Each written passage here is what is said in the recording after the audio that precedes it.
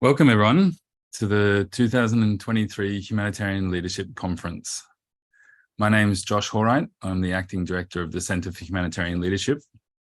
And I'd like to welcome you to the conference over the next 3 days. I'm very much looking forward to your engagement through some fascinating topics that we've got lined up, some interesting sessions, some amazing speakers. So welcome. I'd first like to begin by acknowledging the traditional custodians on the land on which I am on, the Wurundjeri people, one of the 5 members of the Kulin Nations, and pay my respects to elders past and present.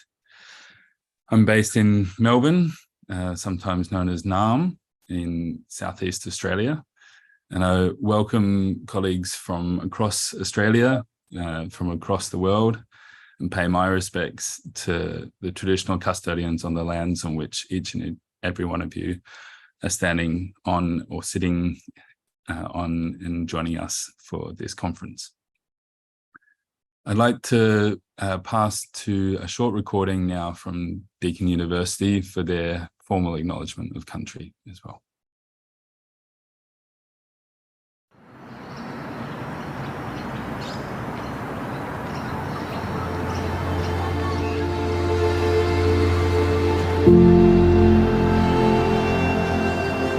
Deakin University would like to acknowledge the traditional custodians of all the unceded lands, skies, and waterways on which our students and staff come together.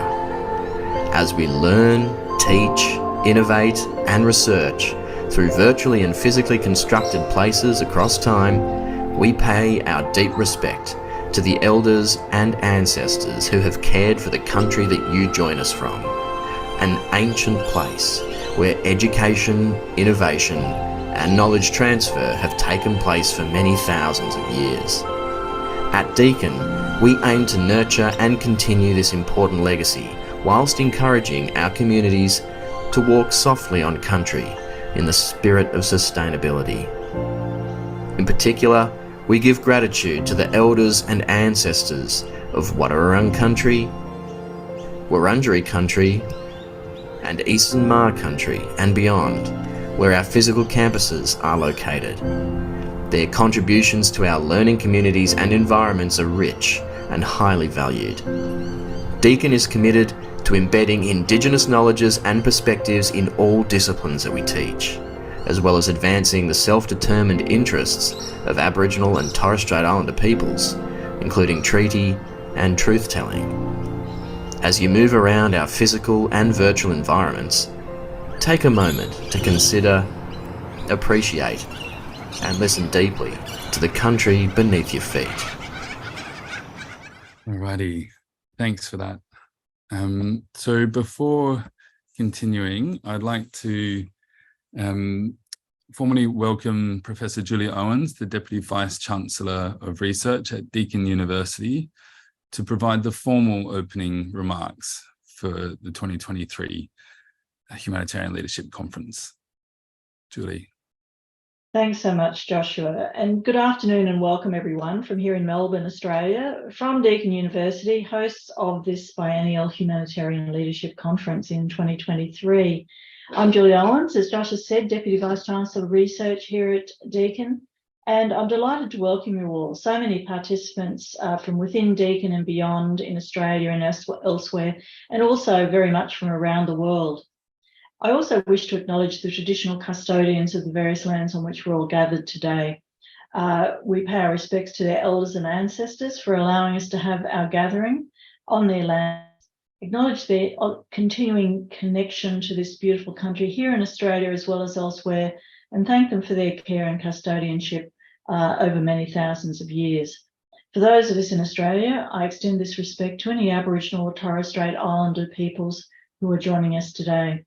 Certainly education and innovation have a long, rich heritage on this continent, which we aim to honour and reflect in the ways we teach, learn and research. Now, for Deakin, the partnership with Save the Children Australia through the Centre for Humanitarian Leadership is an incredibly valuable means to deliver impact in those strategic impact themes that we are very much committed to up to 2030. And in particular, helping us through our research, innovation and education and key partnerships, help to advance society and culture and build safe and secure communities, working together to create diverse solutions for an inclusive and secure future here locally, regionally and globally. And leadership and supporting, building and enabling that leadership is a key and essential mechanism whereby we can create and deliver such impact, and one that is much more effective than many other avenues that we all adopt.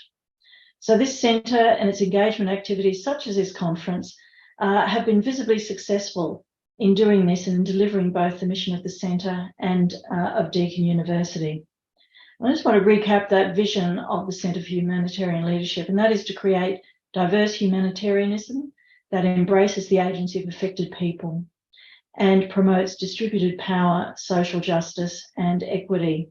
Its mission is to lead, influence change within the humanitarian system through critical analysis, transformational and disruptive education and research, and meaningful contributions to policy and practice. And the Centre is indeed transforming humanitarian leaders and influencing how humanitarian organisations and the system respond to the increasingly complex global environment. And this conference very much continues that work. The Centre bridges the gap between academia and the policy and practice of the global disaster response system. It actively supports emerging and current leaders who are responding to various complex crises, while at the same time contributing high quality academic research, building and expanding our knowledge and understanding of ourselves and the world we live in.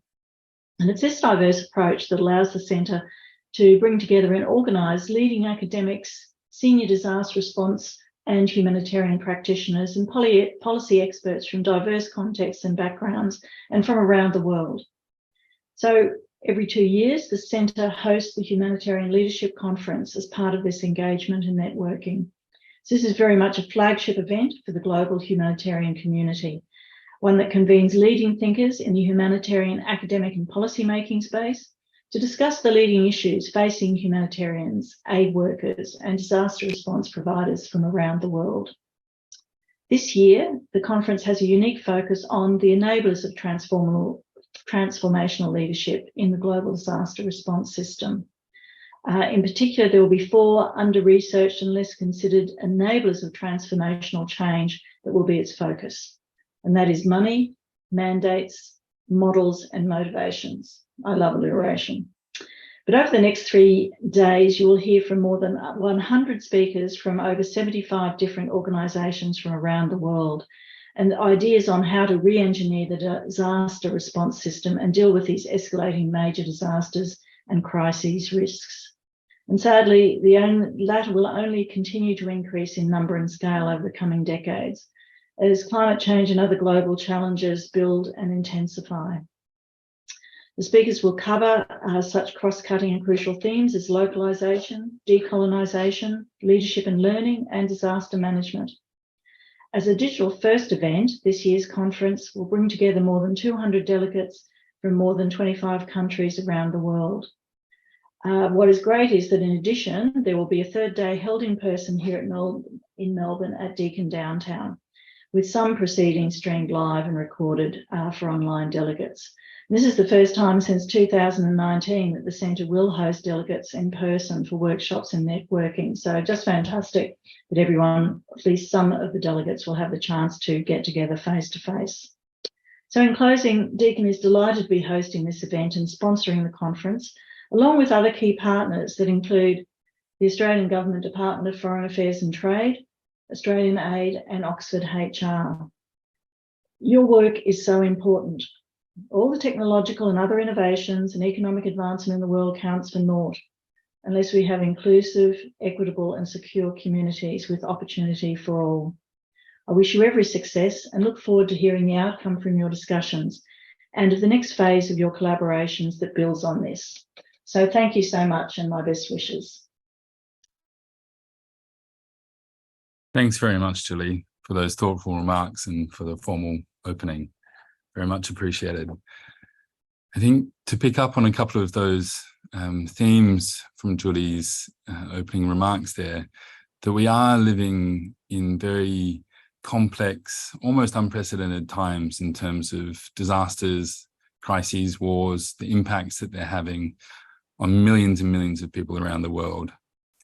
Existing systems to manage the responses to those crises is stretched and by some accounts broken, not being able to meet the needs of hundreds of millions of people affected by crises around the world. Our first keynote speaker, Ms. Themrise Khan, will talk shortly as to possible alternatives to that system, why that's needed, and to put forward some provocations that we'd very much encourage all of you through today, tomorrow, and Friday to ponder, to engage with, to share your thoughts, to share your experiences, where you've seen things work well, what could be improved, what are the major issues, and ways to solve some of those. So Ms. Themrise Khan is somebody that I've been sort of following for quite some time. Very much appreciate Themrise's insights, the commentary that she's been able to provide over the past few years as an independent development professional and researcher.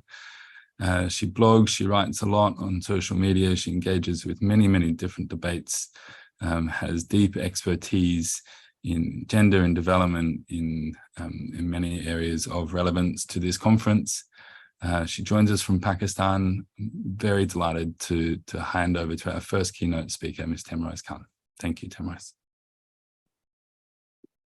Thank you very much, Josh. Good evening, everybody from Pakistan, where it's currently the morning. And good afternoon, good morning to everyone who may be in different parts of the world. It's a pleasure and an honor to be here today. Thank you very much for the invitation to the Center for Humanitarian Leadership for giving me this opportunity to present some ideas that they themselves have been very encouraging and forthcoming about. I'd like to begin my presentation here, which I titled Re-engineering an alternate ecosystem for global development and humanitarian disaster response. Just at the outset, this is an idea that formed in my head last year at some point after being part of, as Josh has mentioned, a number of debates about the global development and humanitarian aid system. I have had my doubts about a lot of these discussions, and instead of talking more about them, I thought it was time to put some words onto paper and see how we could actually fashion a practical, doable system instead of just conceptually talking about it. So I'd really like to present this to you, which is currently a work in progress. That I would like to thank Center for Humanitarian Leadership for supporting me on and encouraging me to take this forward. So thank you very much to them. I hope to get this concept note on this idea out by the summer for wider readership. So again, just a quick warning, this is still a draft that I'm working on, but I'd love to share it with you. And at the moment, it's just a snapshot of an idea. Once this is completed, the concept note that fleshes out the idea in more detail, I hope to quote unquote workshop it with a lot of other partners around the world to see whether there is any workability or utility of this idea at all. And it's been partially inspired by all these quote unquote new innovations or reimaginings of the sector. That for some reason don't still seem to upset the status quo. They don't seem to abandon the old practices that we talk about and still attempt to retain them in some way or another. So that's the inspiration behind this idea. So here we go. Next slide, please. So where are we at in the current global development and humanitarian response system at the moment? And I just like to also make it very clear that I'm looking at this idea as a very holistic overall umbrella idea of the system as a whole. So it's not simply for the humanitarian response system, it's for the overall global development and aid system of which humanitarianism and humanitarian response is a part of. And I think that's important to note, because we tend to separate humanitarian response from the overall system of international global development. But I think they're both part and parcel of the same package, although they may have different objectives and modalities. But I think it's very important to put them together when we're looking at talking about changes to the overall system. So to start with, my first point is that I've always argued that the terms decolonization and localization are not appropriate ways to frame the discussion on aid and humanitarian response. I sort of term that as, decolonization and localization discourse sort of going rogue. And by that, I mean that it's going in several directions without actually being very clear about what it means to the sector. And in a way, it ignores a number of nuances, which these terms actually encourage us to avoid. So the current fixes to aid at the moment, and there are many that I'm sure a lot of you are aware of that have been initiated recently, they make us ignore the original history of decolonization and the fact that we now live in a very, very different geopolitical environment. And so the current narrative of these discourses is, the way I view it, is doing the same thing differently or better. And the key point of contention here is that it's doing the same. Whether you do it differently or you do it better, the point is you're still doing the same. And the idea is to call out that sameness. Another major point of contention is that we are still not centering the so-called global South. We're still focusing on the international global North focus component of development and humanitarian response and their relevance to the situation at hand. So we're still very much focusing on the I in the INGO. We are also in what I term the discovery phase of the impact of colonialism. And you cannot divorce colonialism from the current system of aid. But what we're doing is we're focusing on colonialism to the extent that we're ignoring a lot of the current geopolitical conditions between regions and nations of the world. And that, I think, sort of skews the discourse and doesn't actually take into account where we are standing today. This includes resistance to change by not just the global North, but the global South as well. There are many countries in the global South that would resist the argument against aid, or that we need to change the aid system. So this is where we currently stand, in my humble view. So what sort of model do we actually need to consider then? Next slide, please. What we actually need to consider is that we need to counter these very overwhelming notions of decolonization, localization, and a third one, shift the power, which is also a very active term being used in the discourse these days, without falling into the trap of continuing exactly those power relations. So what a lot of the discourse talks about is, again, like doing more of the same, but doing it while maintaining exactly the power relations that we are claiming that we want to break down and equalize. So this is a trap that we need to be very wary of. So we need to create, instead of a system of financial and technical support, which is what aid really is, that doesn't require us to be subservient to anyone who is more economically and politically powerful to us. So what we need to do is equalize the balance of power by decentering everyone. Like I said, we are still not centering the global South, but the issue here isn't who we need to center, it's who we need to decenter. And I think the starting point is that we need to decenter everyone, the global North as well as the global South, because that's the only way we'll be able to come to any sort of equalization. We also need to completely move away from current models of what we call aid and development towards the idea and the understanding that independent nations can meet their own development needs. And they can receive support from specific players to do that, but the decision-making and the implementation must be entirely in their hands, because otherwise there's really no point of decolonization and struggling for independence from colonialism for many of us in the global South. We also, as a result, we need to end this discourse, which only looks at Western colonialism as the starting point. And instead, we need to start looking at the so-called global South as an independent and non-homogeneous entity. And I reference the terms global South and global North with so-called, the prefix so-called, because there's a lot of discussion and debate that these are not accurate terms to refer to, massive swaths of the earth. So at the moment, it's so-called. We don't really know what they should be called at the moment. And finally, we need to have a structure that focuses on the cause instead of the cost, because the current discussions are primarily focused on money. And money is important. That's exactly what aid is.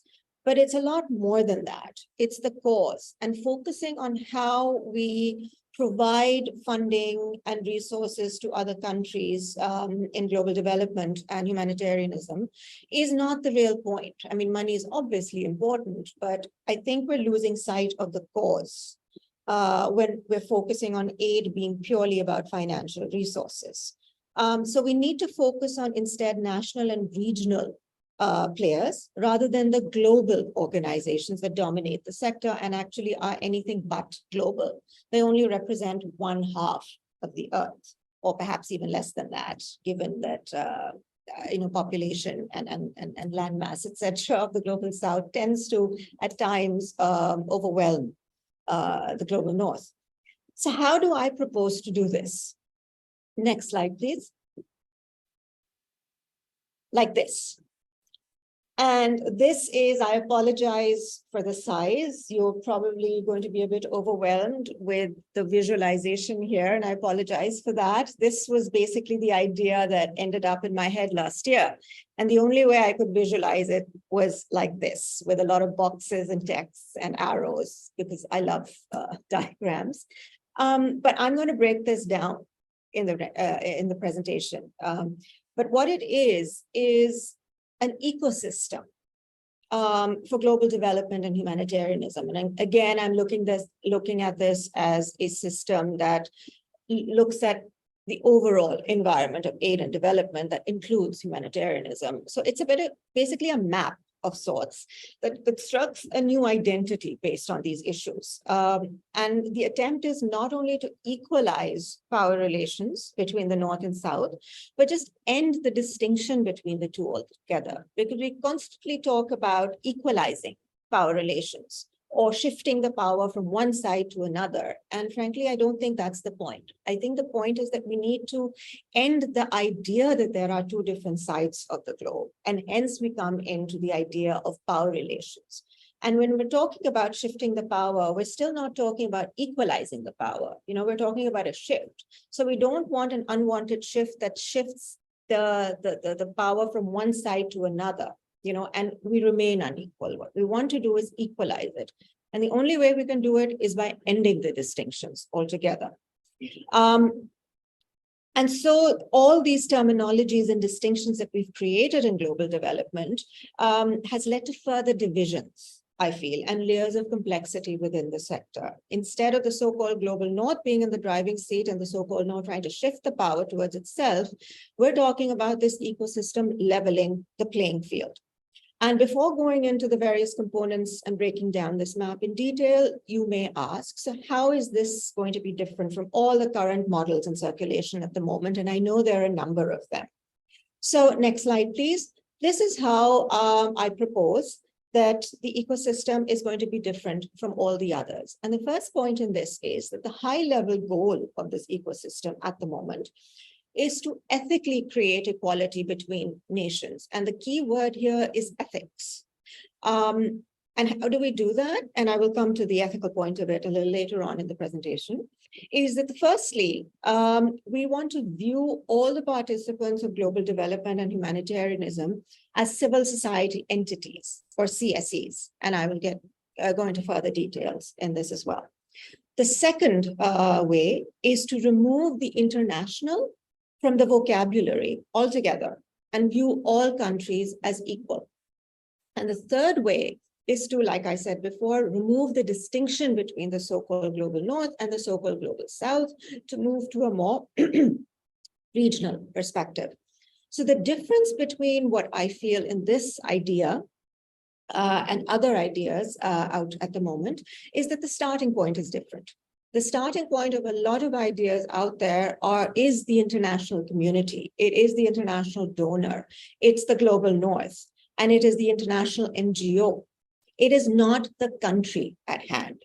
And this ecosystem looks at every country as being the starting point.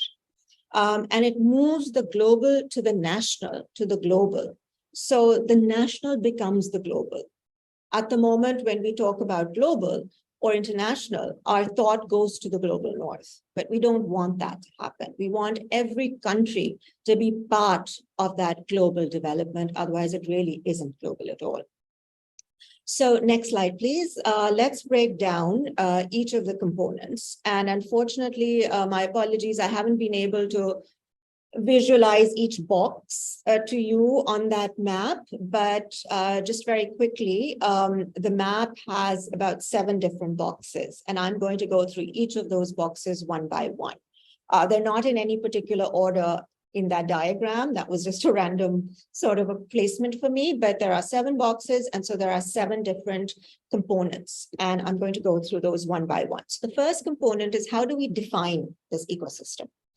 And we could define this ecosystem by what I term civil society entities, or CSEs, which I feel are a more accurate description of the world of civic action that exists in the development and humanitarian sectors. Because the word organizations that we constantly use, NGOs, INGOs, etc., donor organizations, provides a sense of, I guess, limited formality to the existing ecosystem, which is now growing broader to encompass a lot more movements like resistance movements, like, for instance, the farmers' protests in India in 2021, or the Me Too or the Black Lives Matter movements.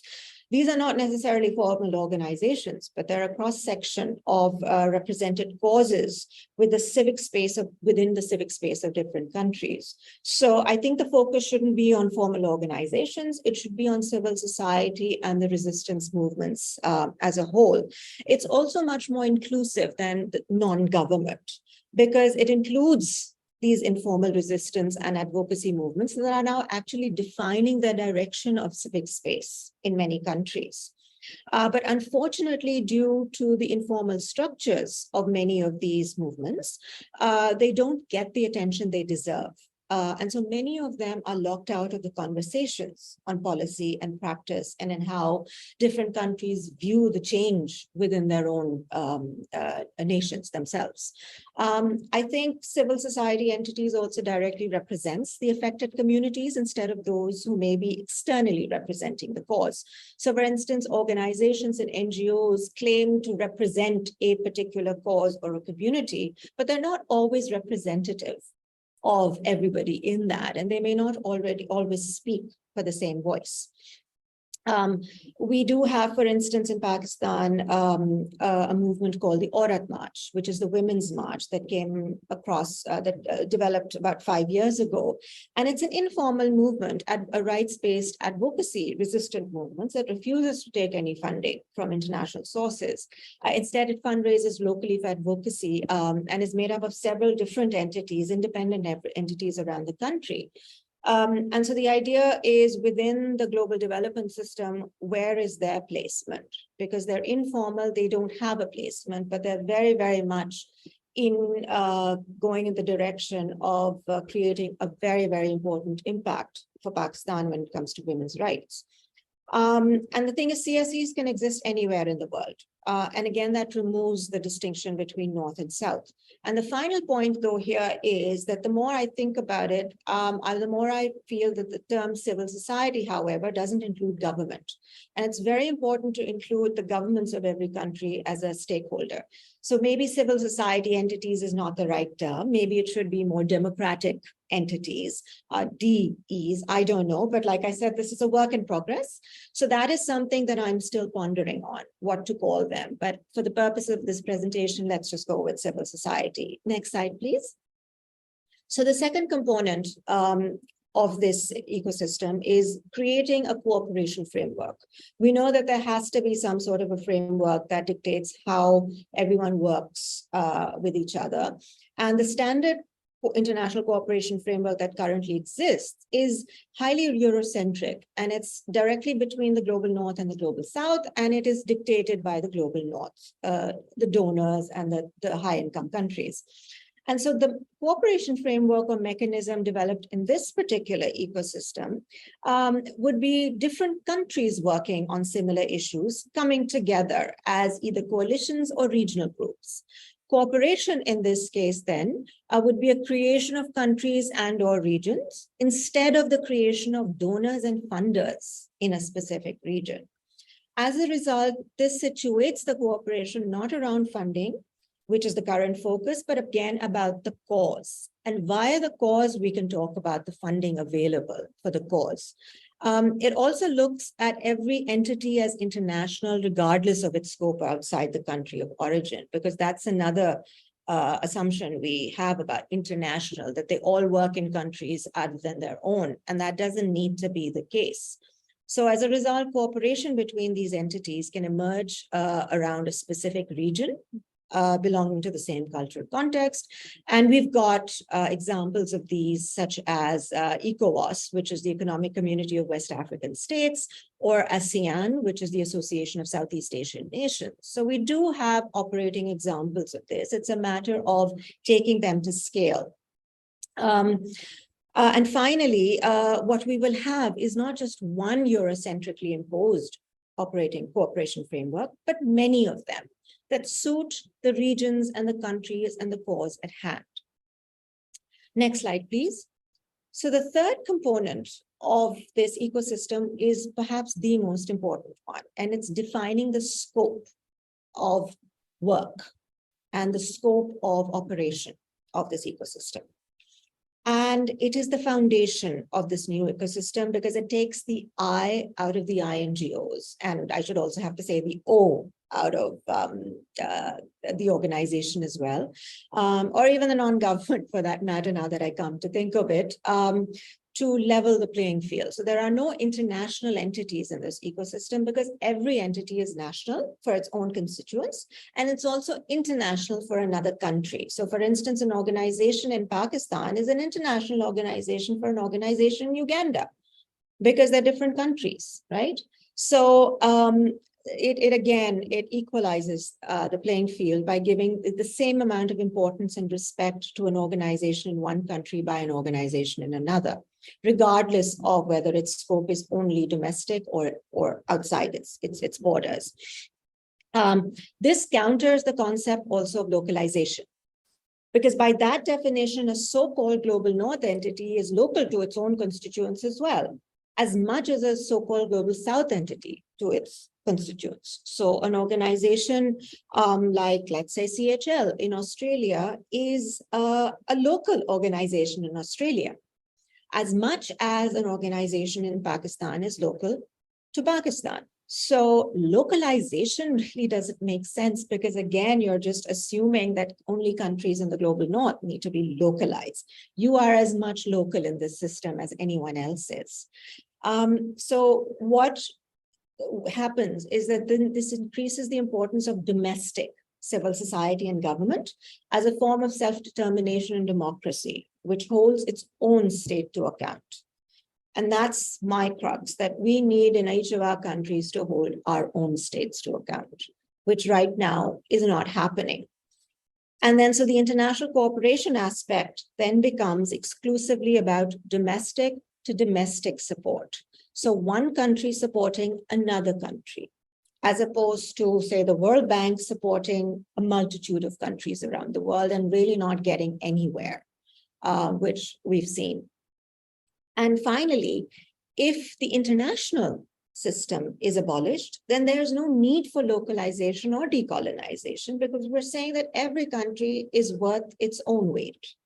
Right? So we're not saying that, X needs to be decolonized or Y needs to be localized. Those terms really don't have any meaning if we're looking at each and every one of us as being important in our own worth. So this really is the crux of the system. Next slide, please. The fourth component of this is the operation.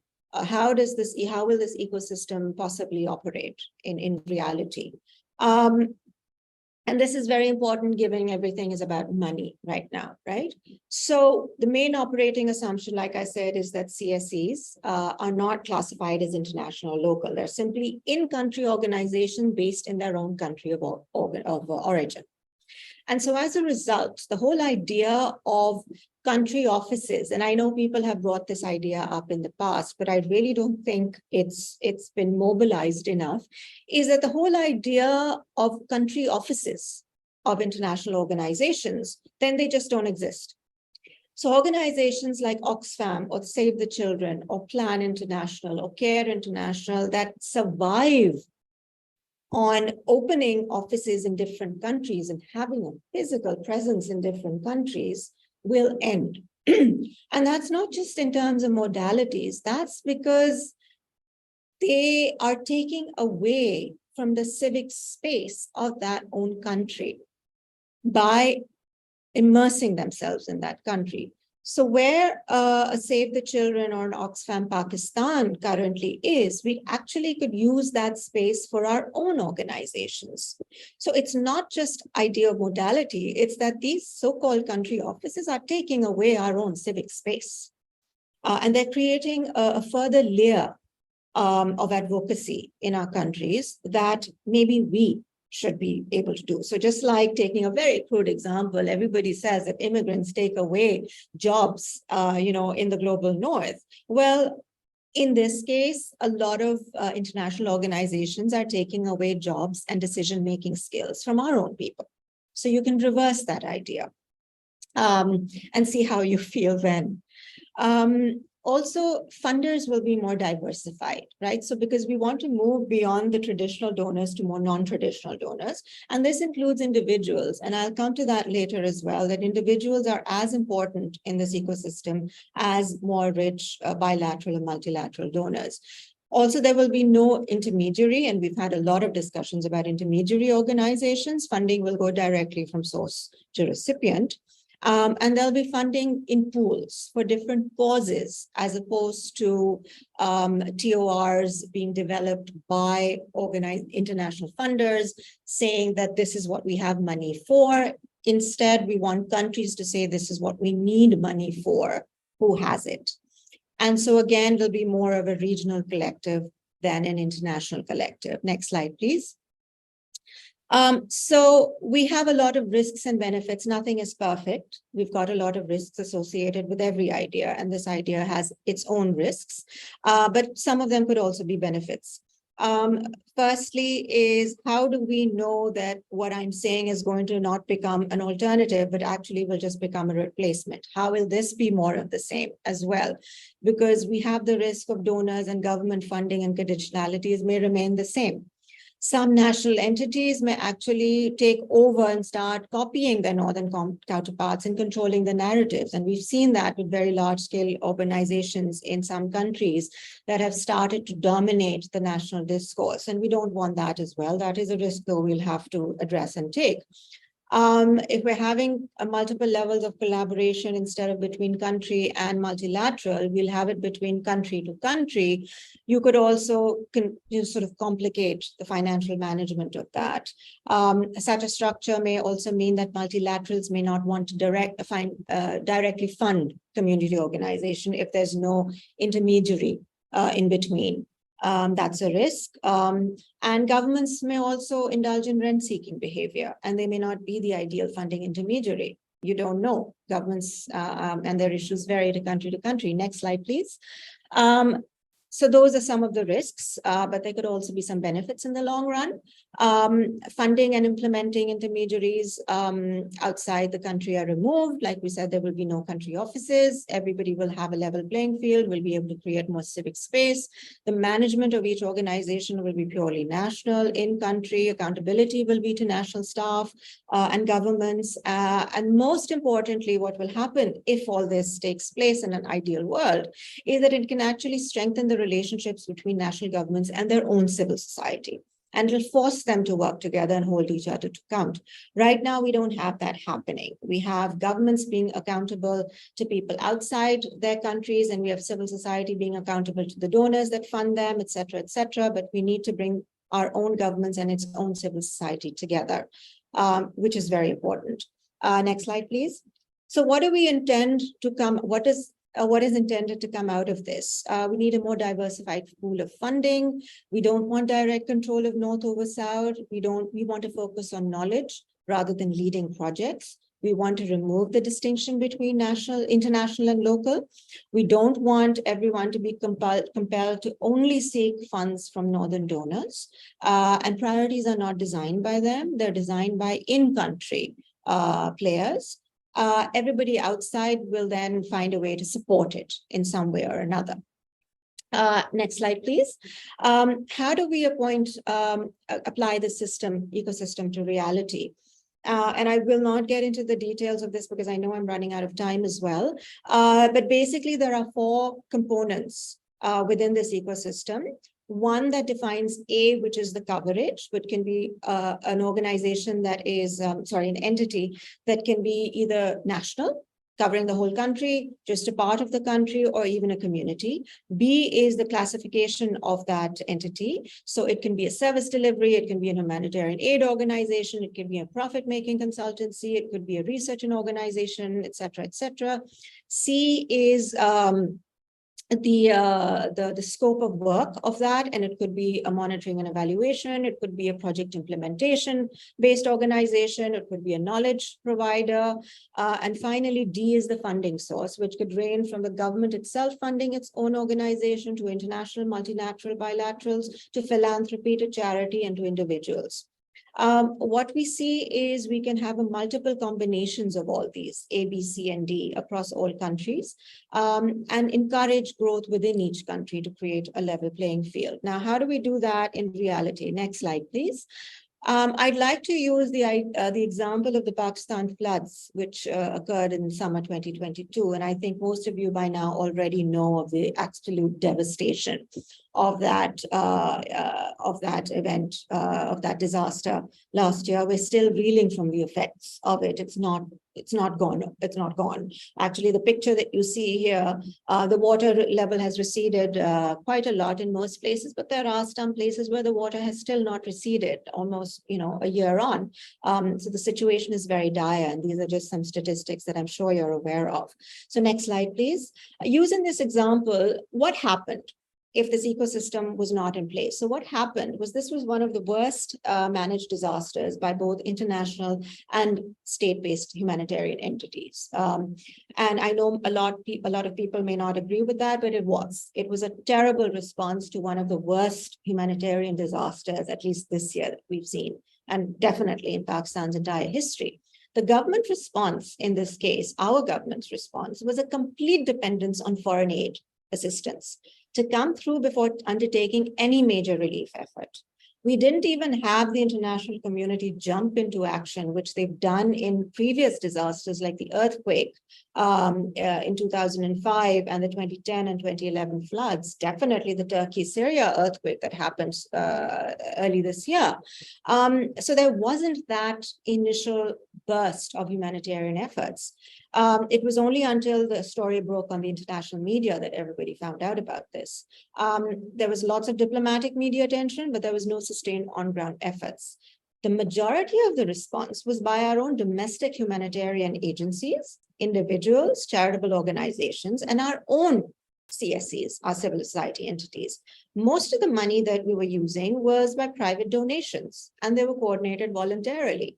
There were pockets of help by the EU and the UN and all, but there was no coordinated, sustained efforts. As a result, it's been a disaster within a disaster.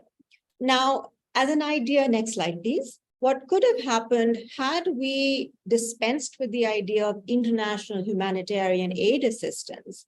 What we could have done was, as a country, we could have focused on our national disaster response systems, our provincial coordination mechanisms, and our community-led voluntary and non-voluntary organizations. So that's the A component, who all specialized in humanitarian assistance, B, who provided relief assistance, that's C, and got their funding from a variety of sources. Instead, Pakistan didn't focus on anything except community organizations, voluntary community organizations providing relief assistance by only donations, which was not what should have happened. If the system would have been purely Pakistani, everyone should have kicked in.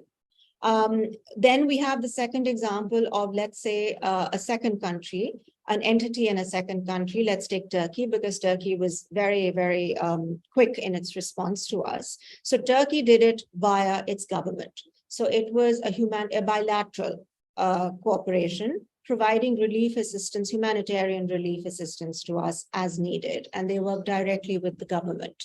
Had that happened, that could have happened in tandem with our own government working with our own organizations in the field, which they did not. And the third example would have been the third CSE, which is, let's say, again, for example's sake, Islamic Relief, that could have worked not with the Pakistan government, but with one of the provincial entities in one of the provinces, providing relief assistance, humanitarian relief assistance, and bringing in, let's say, charitable donations from the diaspora around the world. It didn't have to be bilateral, multilateral, or philanthropic. It could have been, just getting in charitable donations and using that form of funding to help us. So in tandem, these three different forms of combinations of civil society entity could have worked together to address the situations, but that didn't happen. Next slide, please. And I'm almost coming to an end here, Josh. Had we done that, this is what it would have looked like. And there are a couple of lines missing here. I apologize. So the flood-affected regions, right, on the extreme left, it would have been the Pakistan government and the Pakistani civil society that would have been the intermediaries for all the donors and relief assistance organizations to channel their technical and financial support through them. And the government of Pakistan could have then also channeled, there's a line missing between the two middle boxes, could have channeled money directly to the flood-affected regions, as well as directly to our own organizations. And we would have had a much more, let's use the horrible word, local response to the organizations, with the extreme right boxes actually not being involved in the implementation response as much as they traditionally have been. And they would have had their space there, our people would have been intermediaries, and the flood-affected regions would have received the assistance. Again, this is an ideal world. Next slide, please. So I'd like to end with a few points to ponder on. One of those is, again, this is just an idea forming in my head. It needs a lot more debate and discussion to come to fruition. But what it also does is raise the tension of the ecosystem with what we call the humanitarian imperative. So which is the need to provide life-saving assistance against the need for domestically driven priorities and capacities. So this tension is a good thing in the long run. It means that the country governance should be doing more, and they should be being held to account to do more for their own people, which in the case of Pakistan did not happen. Also, we have to be careful, though, taking this example, is just because they're domestic and their priorities doesn't necessarily mean that they're just or correct. So Pakistan government's priorities weren't necessarily the right priorities by focusing on, the international community to come to its aid. So there is that risk and there is that tension, but I think that tension is exactly what we need to explore. Next slide, please.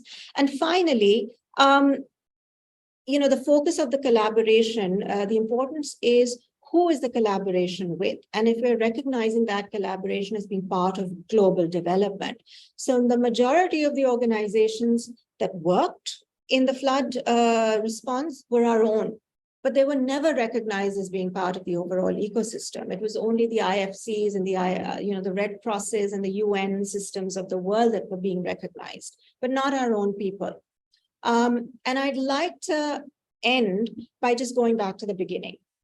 And that is, it's not necessarily about whether we need an alternative ecosystem. It's about what exactly we're doing. And I don't think we're focusing on that. The lack of clarity that the discourse on decolonization, et cetera, is bringing to this sector is one of the key disadvantages. Because by simply situating it within the ambit of colonialism, of the past, we are actually denying the present system of geopolitics. It also means that decolonization isn't just one thing. It can mean many things. And the changes that we constantly speak of are not only limited to the North and South power imbalance. There are power imbalances between regions anywhere in the world. So we can apply this anywhere. It's not just about North-South power imbalances. It's just about global power imbalances everywhere in the world. Because power is about wealth inequality, and not necessarily just about the colonizer and the colonized. And even if development pundits want to continue to invoke decolonization and localization as a way to bring about change, that's okay. But we have to recognize that's just one way of seeking global justice. And at the end of the day, there are many ways to create equality and global justice. And so this is just one way that I would humbly present to you. And with that, I will stop talking. And thank you very much for your patience to listening to my rant going on and on. Over to you, Josh. Thank you. Thank you so very much, Themrise. It certainly wasn't a rant. I was taking furious notes, and there's just so much in there. So certainly encourage colleagues to conference participants, colleagues around the world, to keep those provocations in mind. As Themrise was saying, it's just one way, but we certainly want your engagement on your thoughts on how to do that.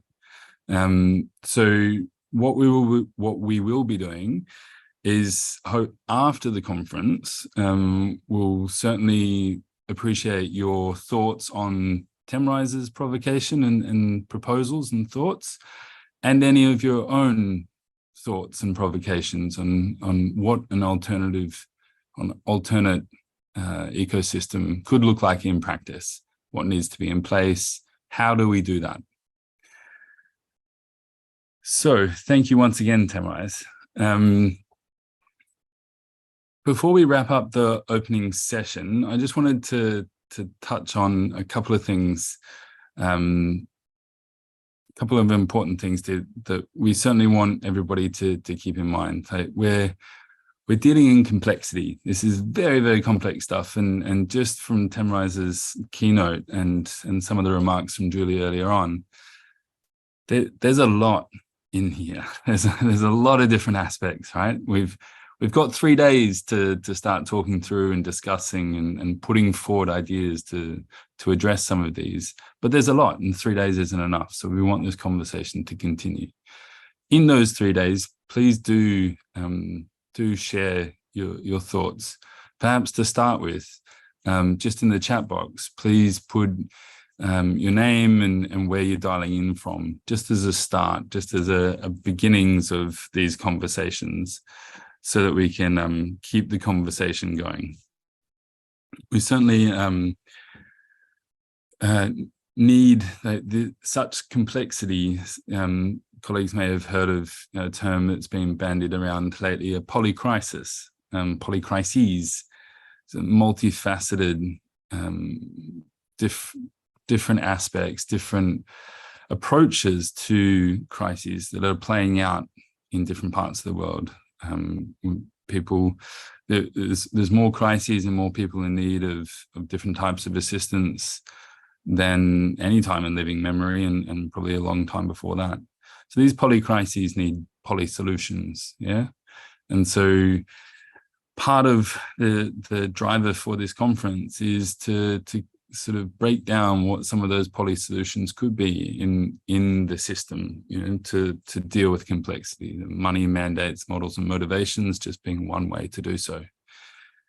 So please do contribute those provocations and proposals to the poly crisis with poly solutions. And for us, what we're very much interested in, and what our experience working with colleagues around the world and supporting people's leadership, whether that be through graduate certificates of humanitarian leadership or the current work we're doing in Poland and Ukraine and elsewhere with the crisis leadership program, is to, we believe firmly that leadership is key to addressing polycrises, the different aspects of these complex crises and complex system in which those crises are managed. And so would encourage you to be brave. As I think Themrise was incredibly courageous and continues to be very courageous in putting forward some of these thoughts. Certainly encourage each of you to be equally as courageous, to collaborate, to work together on putting forward different ideas, however imperfect, to try and shift where we are with humility and deep integrity. So once again, welcome to the 2023 Humanitarian Leadership Conference. There will be some sessions, including this session, live translated in French.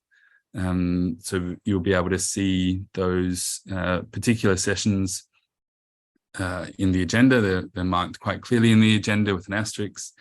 A couple of sessions will also be live translated into Turkish, to and from Turkish and to and from Spanish. To continue the conversation online in various different social media, please do use the hashtag 2023HLC. So hashtag 2023HLC or hashtag re-engineering the system.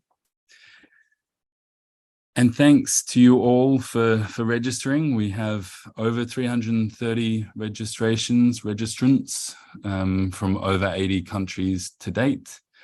You'll be hearing from a wide variety and diversity of speakers from a wide variety of different organizations with different perspectives, from different parts of the world with different levels of experience and from different industries and so forth. So very much looking forward to your thoughts, your engagements, that the richness and diversity that hopefully will come over through the next 3 days. Special thanks to one of the major supporters of the conference, the Department of Foreign Affairs and Trade within the Australian government, as Julie noted earlier, to Oxford HR, who's also supported the conference, and you'll be hearing from them tomorrow and Friday in dedicated sessions. Obviously to Deakin University, as well as the other partner in the collaborative agreement for the Centre for Humanitarian Leadership, Save the Children Australia. Very much a huge thanks to the events team within Deakin University. And by all means, by no means last, but certainly not least, the staff, associates and affiliates of the Centre for Humanitarian Leadership. So once again, welcome. Hopefully that's kicked things off well and everybody's excited and energized to dive into the first sessions that'll start in the next 15 minutes or so. Thank you very much once again and enjoy.